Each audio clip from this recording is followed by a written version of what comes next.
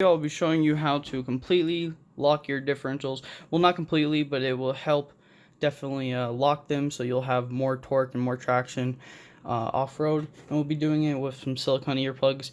You can get these on Amazon. I got a 12-pack on Amazon for like 12 bucks. Or you could go to CVS or like Walgreens or your local drugstore, and they'll probably have these for a lot cheaper. I'm going to be doing these on both differentials, but I'm going to start with the rear one first, and then it's kind of the same process, so I won't be showing the front one just because it's literally the same exact process on the back. We got to get these screws off right here and underneath right there. Go ahead and get this little blue thing off and the diff cases. We have access to our actual diff. We're going to go ahead and just take it out. And then we are going to go ahead and just clean all of this up. Alright, now that the diff is sort of clean, what I'm going to do actually is I just cleaned it a little bit just so I could touch it. But once I have it all apart, I will clean it more in depth because you can see there's still like a lot of grease on there. But you're just going to want to remove your bearing, you know, put some WD-40 on that if it's not smooth. And then we're going to go ahead and take off these 4 screws at the top. That is open, just go ahead and take out everything and make sure to give this a deep clean. We do not want any more of this old grease inside of it, so go ahead and take it to a sink or however you like to clean it and clean all of this up. Now that we got that all cleaned, I look to say that was pretty clean. Now this is still on the outside, so grease is gonna have to go on there anyway, so there's really no point of doing too good on this. But like the casing and all these bearings and these seals I cleaned up, let's go ahead and get this together and put in our earplugs. Alright, now that it is all clean, we're going to go ahead and get this all put back together. So we're just going to take one of these sun gears, I think they're called. Go ahead and put your little rubber seal on there. And go ahead and slide that into there. Then take this little bar, take your 2 sun gears, put one like that, and then one facing the other one, and then you should have these little input things like cutouts, kind of. Oh, I dropped that. You should have these little cutouts right here, and then the bar should sit in there just nicely. Now that it is in there and it is moving freely, let's go ahead and get our silicone earplugs. Like I said, I got these on Amazon. I will put a link below just in case you guys want them. Basically, they're just these little silicone things. They're really hard and tacky, which is good because we want this differential completely locked. So what our goal is here is we're just going to go ahead, I'm going to split this one in half so it's a little bit easier. But we're just going to put this in here. And like, yeah, that looks like enough, but no. You're going to want to take like maybe like a screwdriver or something, and you're really just going to want to pack it down in there, because if you don't put enough, what's going to happen over time is when these gears are spinning and this is taking all the abuse because it's locking the gears, it's going to start going to the sides, and then your differential will be unlocked again, which is what we do not want. So I will tell you guys how many earplugs this thing will eat, but other than that, that's kind of what you do. Now that is the silicone earplugs are in there as much as you can.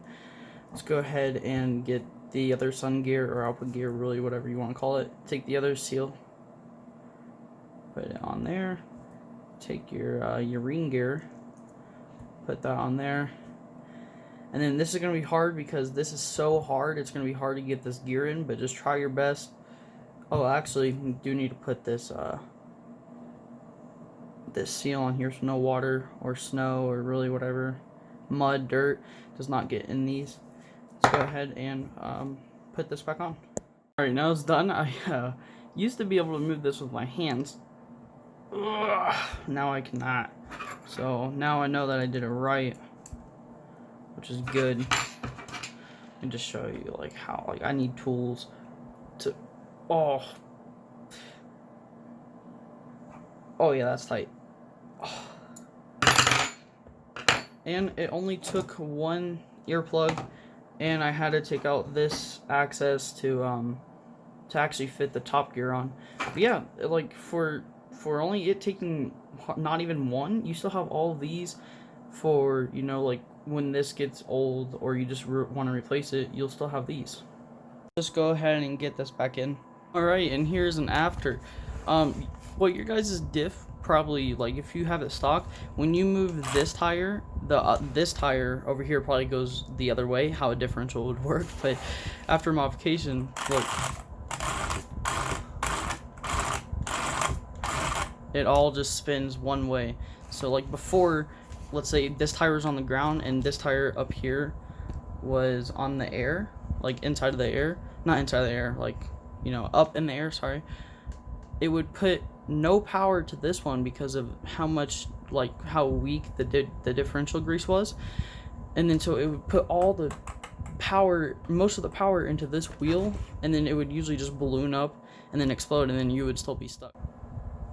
So hopefully what this modification did was basically put all the power to this wheel and this wheel evenly, so when I'm stuck, this wheel will get more traction and it will get me out of tougher spaces, and it should also just be better for performance all around. I just got the front one in, and I do have a new RPM bumper and some new pins, because if you look at this one, it's screwed in through there, but it just goes way too long because this is not for this truck, but I did lose one of these pins, so I went ahead and just ordered some new ones.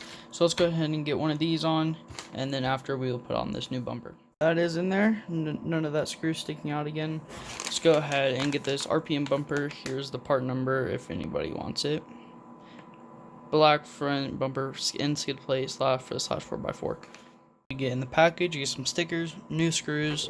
This looks like the skid plate, the bumper itself, and then this thing which attaches to the skid plate, and this thing attached to the bumper. So the skid plate kind of just connects, this thing that goes connects to the actual chassis.